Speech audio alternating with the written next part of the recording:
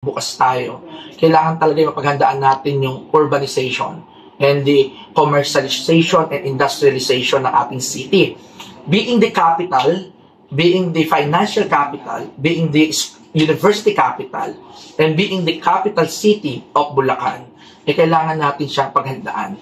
Because the influx of commercial activities, malapit tayo sa Manila, tayo ang gateway papuntang Pampanga, sa Clark, sa paparating pa ang train, paparating din ang Bulacan Airport or the New Manila International Airport. So we are actually anticipating na magkakaroon ng worse pa sa traffic.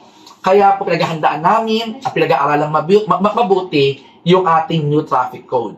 Pagdating naman sa infra, I'm always an advocate na maggawa talaga ng new openings, mga new roads. Kung kailangan ng mga additional funding support as a city councilor, I will support. Kasi kailangan talaga yun eh. Kailangan talaga natin na magbukas. Good thing may isa nang matatapos or isa nang at least umaandar na at ang pipeline niya ay ginagawa na, yung Paumbong Malolos Circumferential Road. Kung mapupunta kayo sa Blast Opry Road, meron doong yung pure road nila sa Paumbong. Pag diniretso mo yon, may tulay na doon. Ang labas nun, dito na sa Santo Cristo Mabulo Diversion Road. So to bypass yung crossing bayan. So doon ka na lalabas sa batang Santa Isabel. So at least meron ako nakikitang doon, bagong daan na meron tayo. At sa iba naman, tulad sa bandang Took First, Lugam, we are looking forward na magkaroon ng road doon from Look and Lugam palabas ng highway para ma-bypass naman itong Pinagbakahan Mohon area.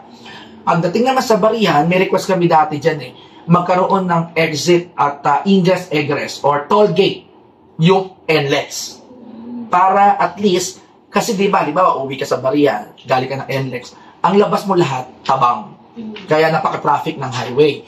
Pero kung bukas yun, kung meron doong magiging toll gate sa may bahagi ng Barihan, Santissima na yan, lahat ng uuwi ng Plaridel, lahat ng uuwi ng bandang Mohon, Pinagbakahan, Santissima, Barihan, doon na dadaan. So malaki yung kabawasan ng volume sa main. And then we are also proposals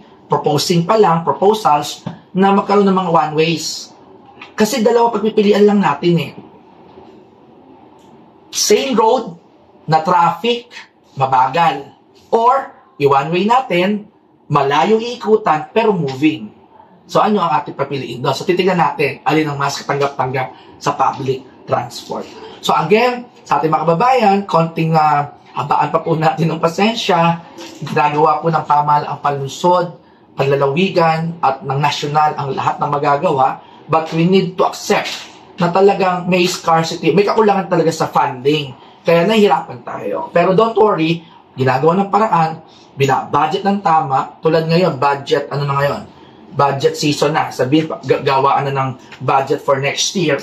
So we will see to it na iaayos natin yung mga budget. At yung may mga roads na kailangan natin ayusin, i-espalto, i-rehabilitate, i-construct, i-road widening, so lahat po yun ay gagawa natin ng pamamaraan. So,